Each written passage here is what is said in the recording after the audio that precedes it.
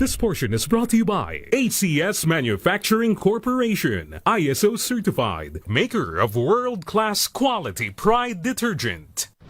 Kung Pinoy ka, paniguradong narinig mo na sa ibang tao na kapag daw nahulog ang pagkain at pinulot mo agad bago ang 5 segundo, ay ligtas pa rin daw itong kainin. Pero, gaano nga ba katotoo ang tinatawag nating 5-second rule?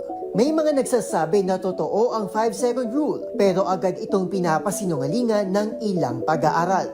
Ayon sa pag-aaral ng Rutgers, ang paglipat ng bakterya sa isang pagkain na nahulog ay may bilis lamang na less than a second hanggang 1 segundo. Ganito rin ang lumalabas sa isang research ng isang estudyante sa University of Illinois, kung saan maraming germs agad ang lumipat sa pagkain matapos nitong mahulog sa sahig.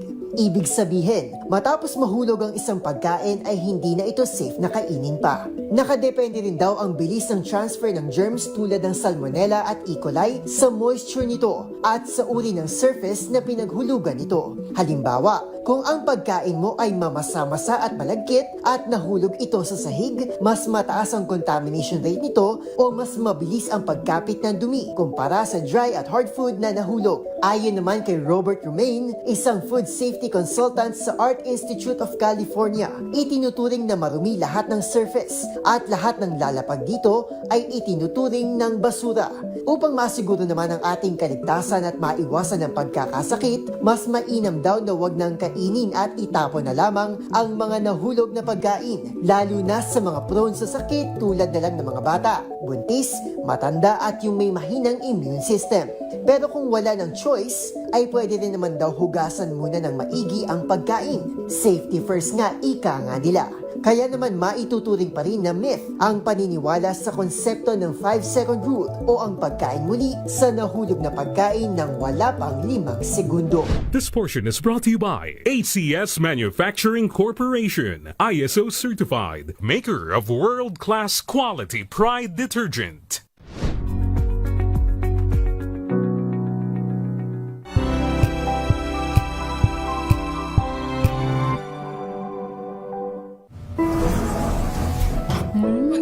Amoy forever.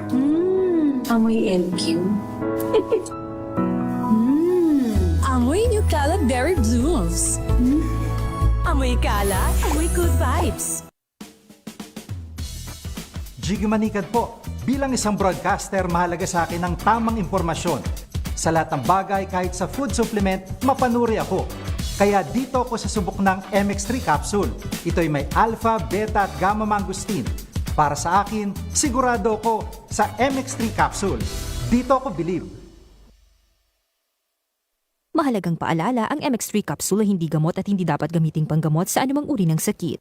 Hello, Washi! Laundry day na naman! Yay! Anong meron? Mancha ng chocolate, putik, may libag pa! Kaya natin yan! With Pride Washing Machine Detergent, may triple stain-away formula. Tanggal ang makapit, madikit, at malupit na dumit mancha. Kaya easy-easy ang labada. Mula noon hanggang ngayon! All you need is pride. All you need is pride. ACS. May nagbago. May arte. May budget. Akala nyo lang yon. So solid. White rose papaya, wow, white rose. White rose papaya, wow, white rose. White rose papaya. May glow up with white rose papaya. White Rose Papaya. May puti power times 2 kasi may papaya at niacinamide. May shea butter and tea tree oil pa. Kutis sulit ang glow May up. glow up with white rose papaya. White Rose Papaya. Kutis sulit ang glow up. ACS. Natin, Nanay Maria Elida Colocado, taga Purok 6 Martinez, New Cabalan, Olongapo City.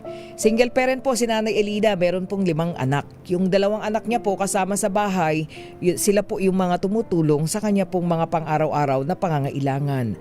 2014 po nang ma-diagnose na meron po siyang glaucoma, yung kanyang kanang mata, no? Itong si Nanay Elida, dahil po sa kakapusan ng pera, hindi po napatignan sa doktor. And then lumipas po ang 1 taon, pati yung kaliwang mata na po niya, nagkaroon na rin po ng problema at tuluyan po siyang nabulag, nawalan po ng paningin. Sa ngayon nakararamdam po siya ng sakit sa kanya pong mata, ito pong si Nanay Elida, at gusto niya pong magpa-check up.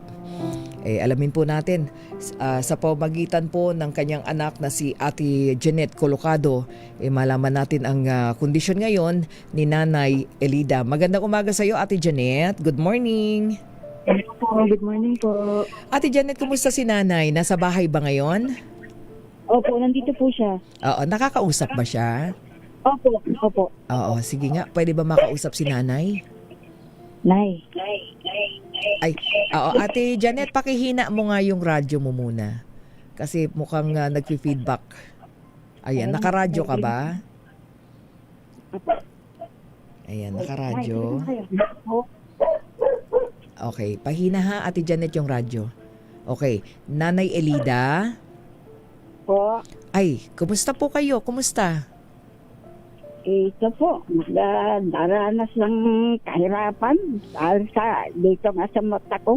Sa mata po. So ngayon po, wala na po, yung dalawang mata mo, wala na pong naaaninag kahit na konting liwanag? Opo, nahawa na po eh.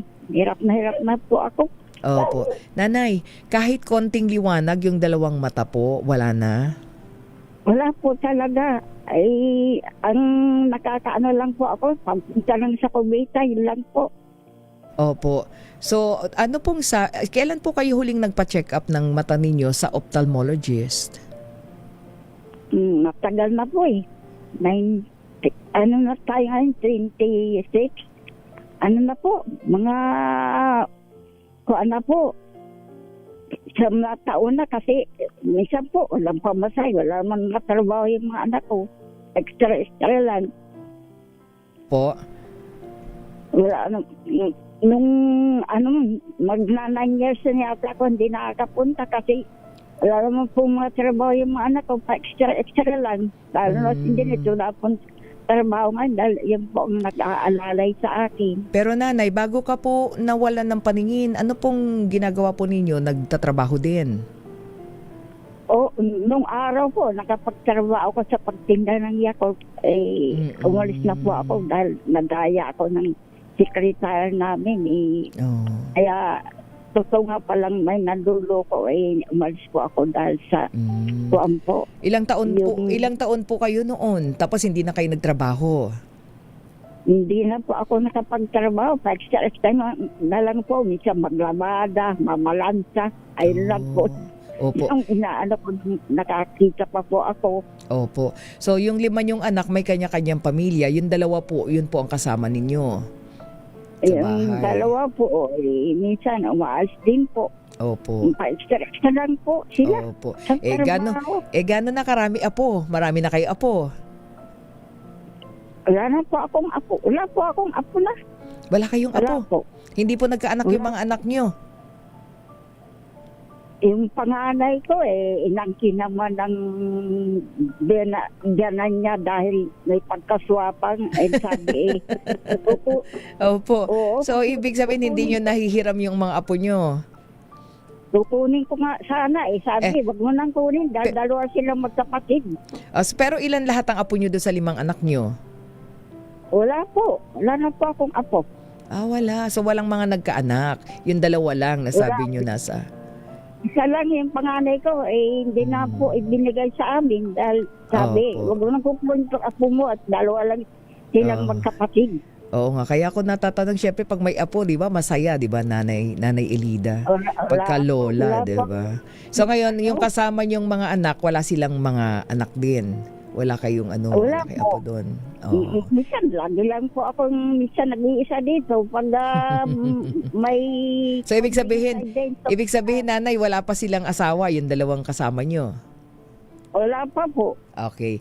Sige, Nanay, ganito ha. So since ang kino-complain ninyo, matagal kayong hindi nakapagpa-check up sa ophthalmologist dahil wala nga pong may pera sa mga anak ninyo para kayo dalhin, So teka, eto lang, tanungin natin. Nasa linya natin ang napakabait po nating talaga naman Actually, dati from Rotary Club of Timog.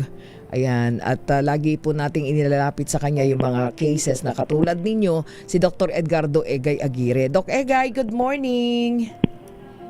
Doc? Okay. Sige. Okay, sandali lang nanay. Standby ka lang ha. Ayusin lang namin yung linya kay Doc Egay ha. May tatanong tayo tungkol dyan sa iyong sa iyong sakit na glaucoma. Saglit lang po. Babalik po tayo. Oras natin, 48 minuto makalipas po ang alas 10 ng umaga. Ang oras na yan ay hatid sa inyo ng MX3. Dito ako, believe. Champion Detergent. Tapat po sa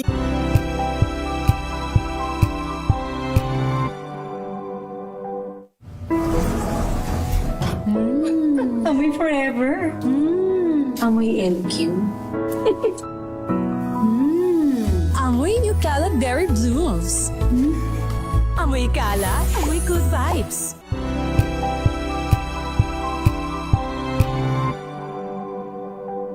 Wow, ang saya. Isang barangay na labada, puro mancha pa. Goodbye, pahinga. Mommy, isang laba lang yan sa Pride Bar Blue. May powerful stain-away enzymes na malupit sa dumit mancha. At di masakit sa kamay. Isang laba lang yan. Hello, pahinga. Hello, Pride Bar Blue. ACS.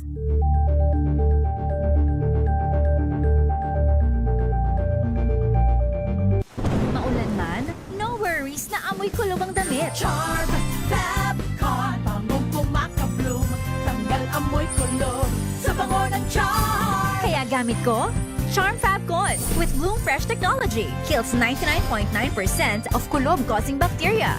May aroma burst pa of thousands of flowers and berries. Ang sampay sa loob, no amoy kulob. Bangong kumakabloom sa Charm. Charm Fab Con. ACS.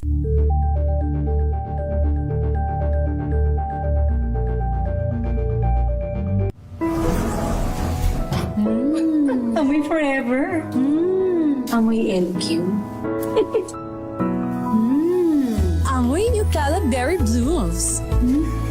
Amoy Cala, amoy good vibes.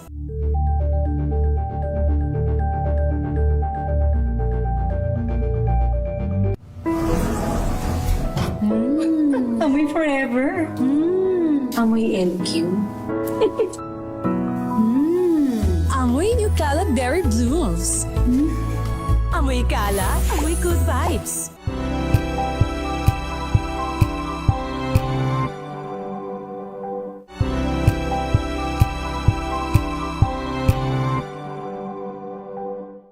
Maagang balitaan, maagang usapan. Amoy forever. Amoy LQ. Amoy New Cala Berry Blooms. Amoy Cala, amoy good vibes.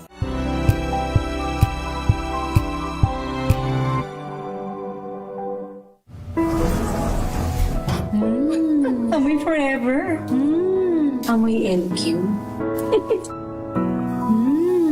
Amoy New Cala Berry Blooms. Amoy Cala, amoy good vibes.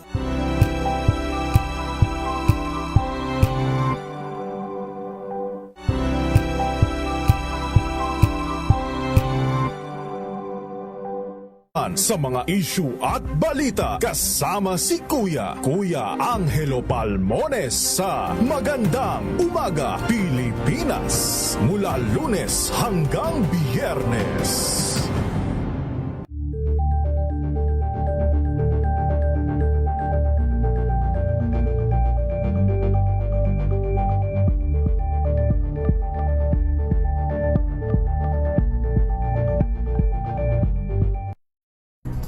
Good vibes ang hanap mo?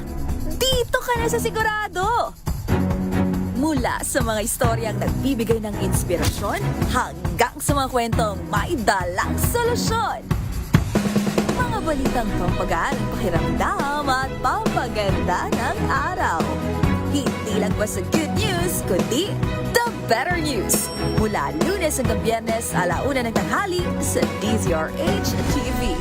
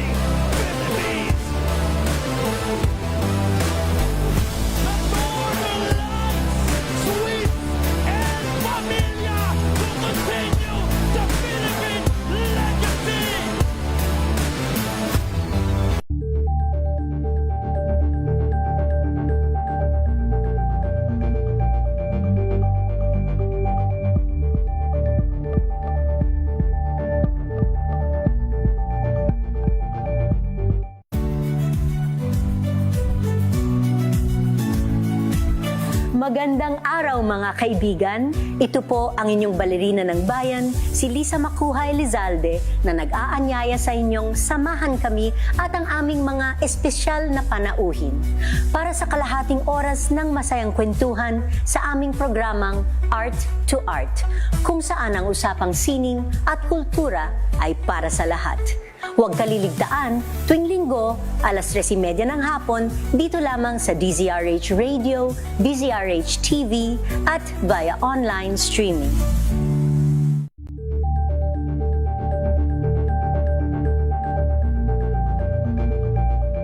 Ito ay bunsod ng naitalang 17 individual na ang kanilang naaresto. Ng Metro Manila Development Authority o MMDA ang No Contact Apprehension Policy o NCAP sa Metro Manila. Sa ang ilang mga dokumento ay peke. Hindi rin legal ang employment na ipinangako sa kanila. Sa mata ng batas, mananagot ang sangkot at may sala. Dahil sa bawat paglabag, may karampatang parusa.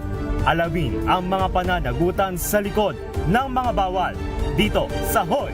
Bawal Yan! Tuwing Sabado, alas 11:30 ng umaga. Dito lang sa DZRH TV.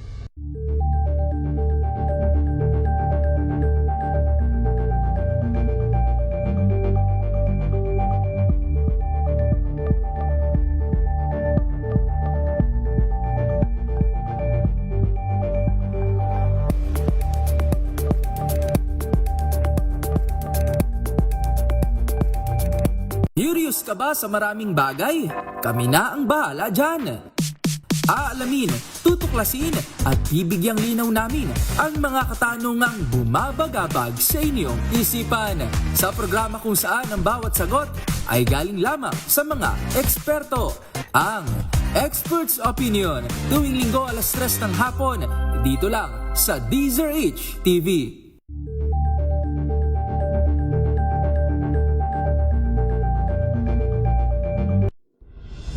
Tuloy-tuloy ang pagtulong, tuloy-tuloy ang pagseserbisyo at tuloy-tuloy ang balitaan kasama si May Binauhan sa Operation Tulong mula Lunes hanggang Biyernes.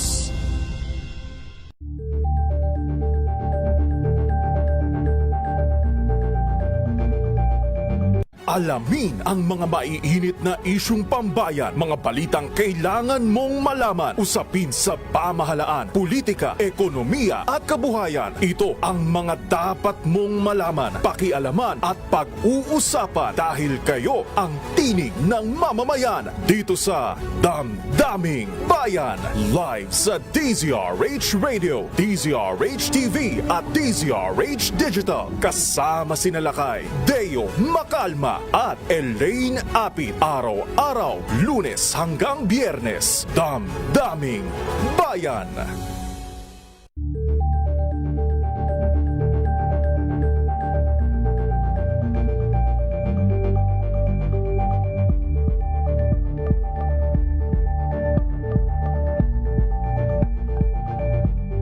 We've got you covered. From the hottest hits, exclusive interviews, kilig to the bones fan meet experience, and hataw performances of your favorite stars. Saturdays, 12 noon, dito lang sa DZRH TV.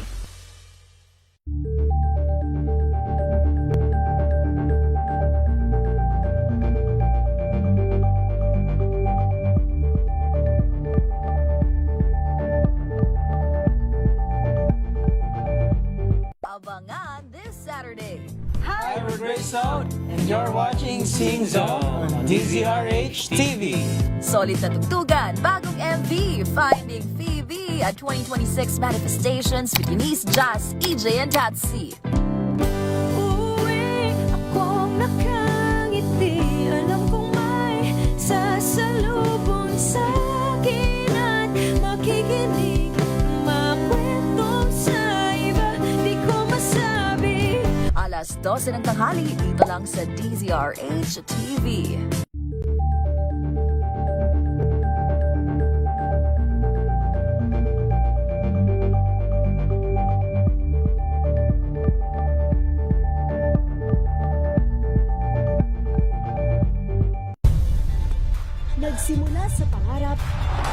hanggang sa maabot ang tagumpay.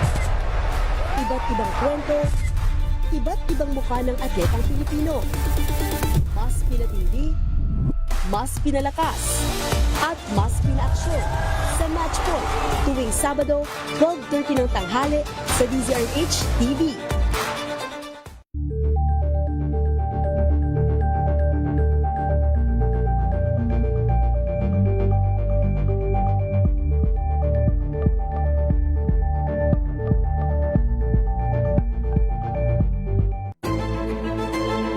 Pakikinggan ang bawat panig. When you fight for justice, think about the queer people. Kung hindi kami magkukwento, sino ang magkukwento para sa amin? Ang mga panawagan, ipababatid. Hindi talaga ito masusing pinag-aralan ng gobyerno. The women who are beaten and abused. It's time to listen to their voices. Tunghayan ang iba't ibang boses, mga kwento mula sa iba't ibang anggulo. Dito lang sa Point of View. Mapapanood tuwing linggo, alas 12 ng tanghali sa DZRH TV.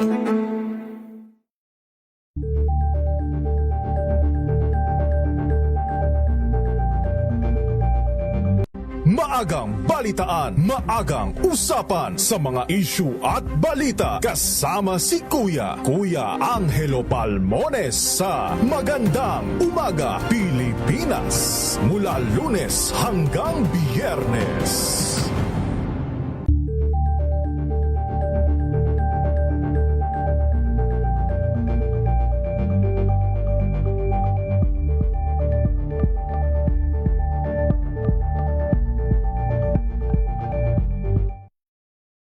Good vibes ang hanap mo? Dito ka na sa Sigurado! Mula sa mga istoryang nagbibigay ng inspirasyon hanggang sa mga kwentong may dalang solusyon. Mga balitang pampagaan ang pakiramdam at papaganda ng araw. Hindi lang ba sa good news, kundi the better news. Mula Lunes hanggang Biyernes, 1:00 ng tanghali sa DZRH TV.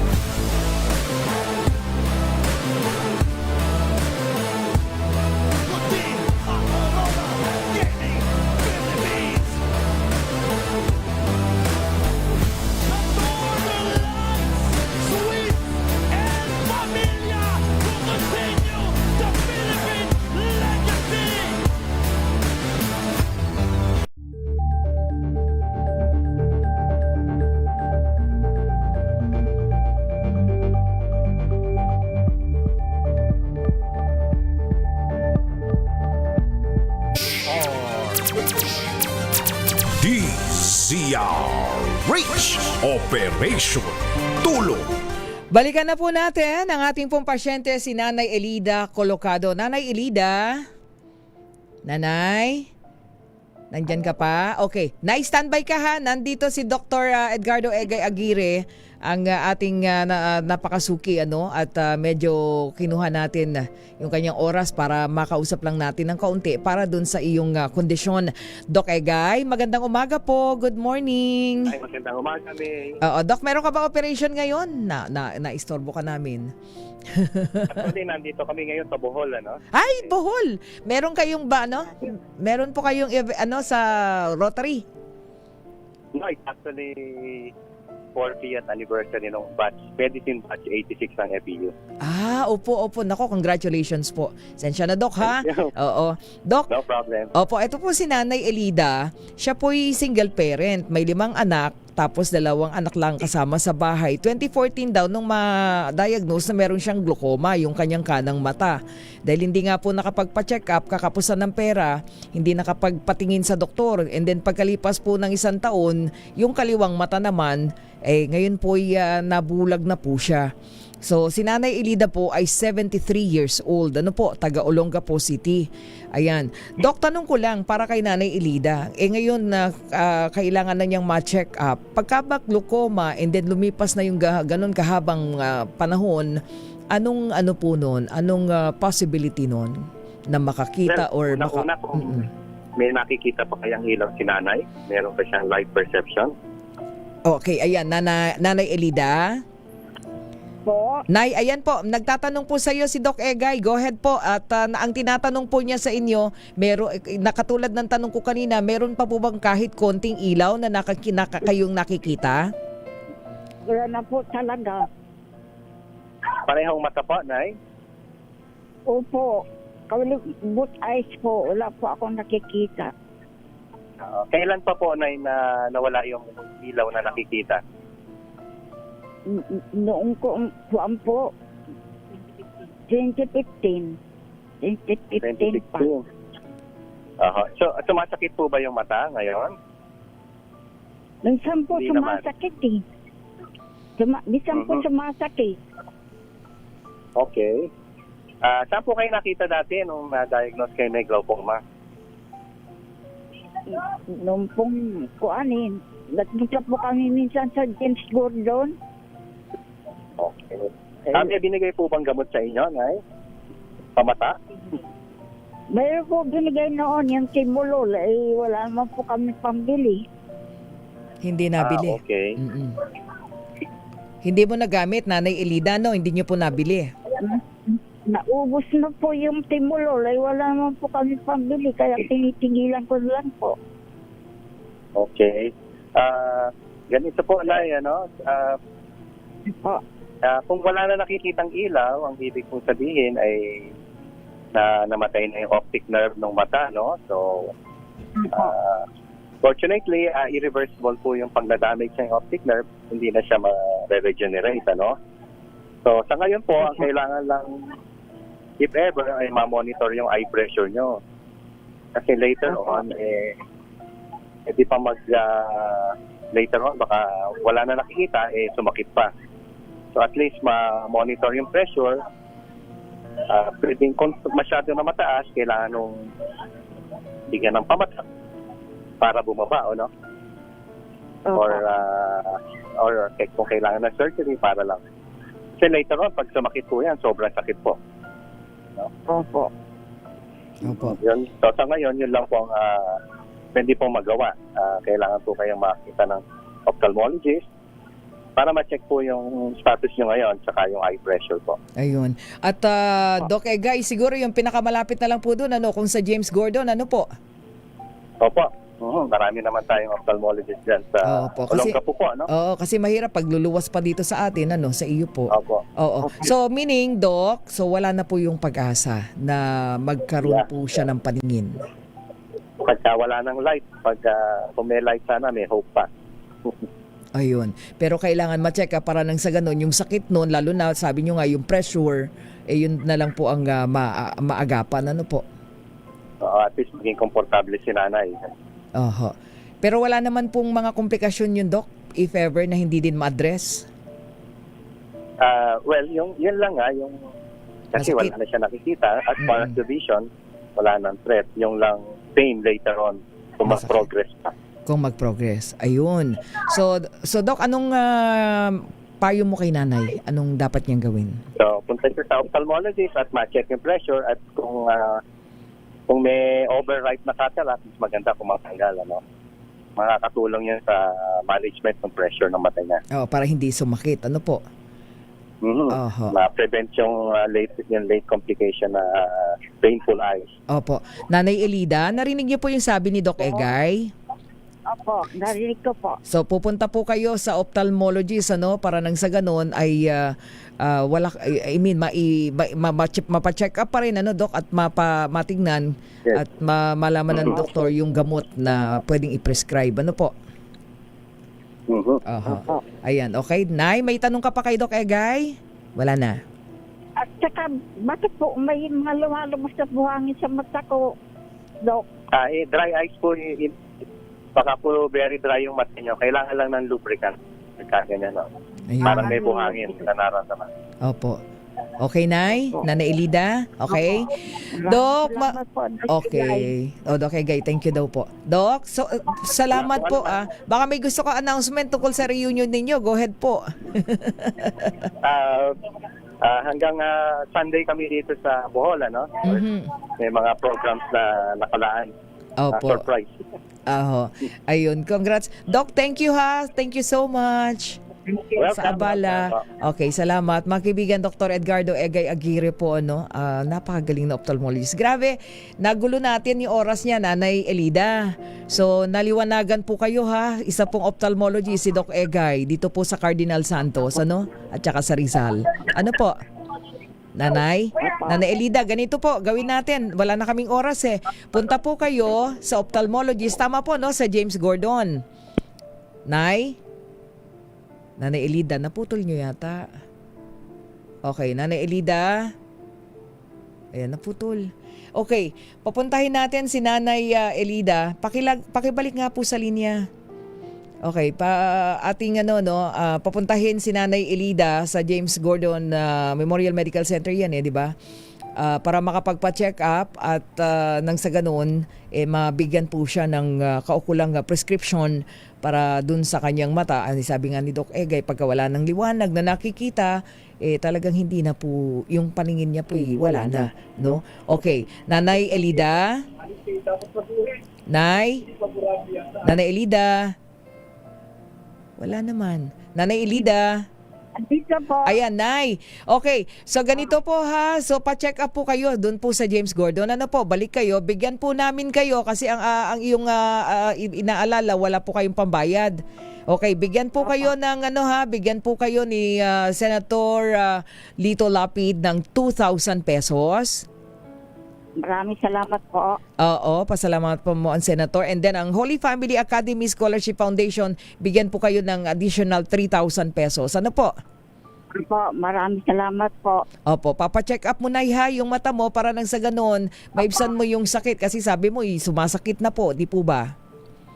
Opo. Ano po sabi ni Doc, doon sa sinabi ni Doc Egay na medyo yung pong paningin ninyo, malabo na po kayong makakita, Nanay. Opo. Okay lang, tanggap nyo na po? Tanggap ko na po. Opo. So, siguro po, yun na lang po ang punta kayo. Pag napadala po yung pera, punta po kayo at malaman natin ano po. Opo. Okay, sige po, pasalamatan nyo ating mga donor. Go ahead po. Maraming salamat po sa mga donor at lalo na po sa iyo. May binauhan. Awig pa po kami na di sa noong pa. Ay, salamat po, Nanay. Basta magpapalakas ka, Nanay, ha? Mag-iingat ka lagi. Opo. Okay po? Opo. Okay, si Nanay Maria Elida Colocado dyan po sa Kabakalan, New Kabakalan. Kabangkalan to Kabalan ba to? Kabalan. Kabanga. Ay, New Kabalan. Ayun, Kabalan. Ayun, New Kabalan, Olongapo City. Nay, babay po. Ingat po kayo lagi. Nanay Elida po yan, ha? So mga kaibigan, maraming salamat. Again, Senator Lito Lapid Sen, thank you very much. At syempre sa Holy Family Academy Scholarship Foundation, ang tropa ng Mayor Lacaydeo Macalma, ang mga mason. Marami pong salamat. Ay, naku, kahirap. No? Okay. Mabilis lang po ito. Overtime na tayo. But anyway, balikan natin si RH23 Edwin Duque dun sa 100 barkong pangisda na nakadaong daw po dyan sa Navotas Fishport. Sabay-sabay na papalaot. Pumalaot na ba? Ha? RH23 Edwin Duque. Edwin. Nakatambay na may itong alos na sa 100 barkong pangisda. Dahil huling bubuksan mga BIPAR ang pagkakataong mga palaot itong Sandang Piece of Diesel para mga pangisda muli na sa karagatan na sakop ng bansa, lalo na dyan sa may northern ng Palawan.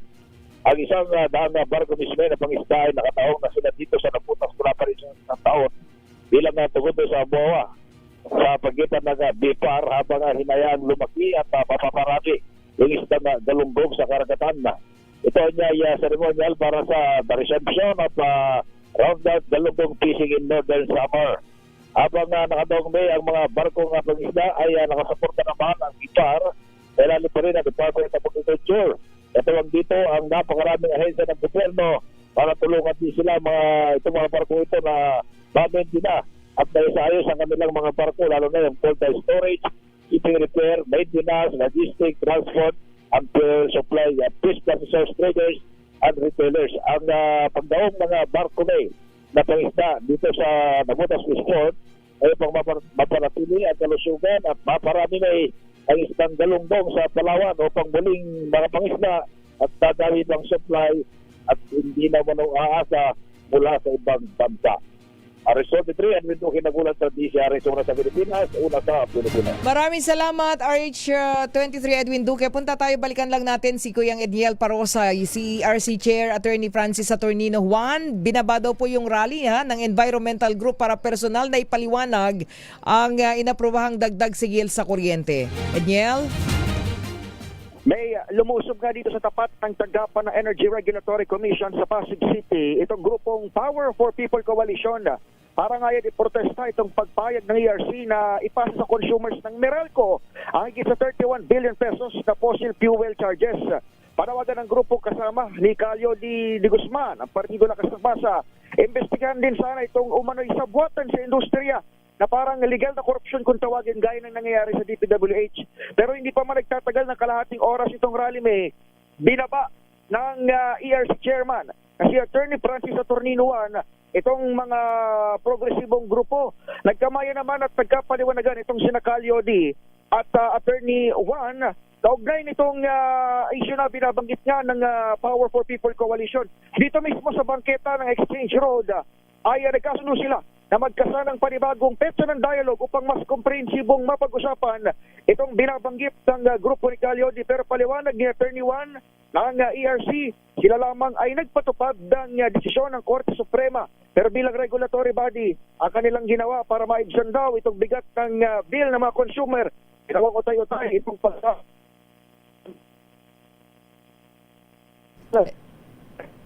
Edniel? Ako sa Edniel. Okay, go ahead. Okay, putol-putol. Edniel. Okay, naputol. Okay, maraming salamat RH52 Edniel Parosa at nabayanan po niyo mga follow-up report po para dyan, ha? Okay, pansamantala po tayo magpapaalam. Susunod na po ay nabangan yung drama love story, Ikaw Lamang sa Buhay Ko. Muli ako po si May Binauhan, syempre pauna sa Pilipinas, una sa Pilipinas.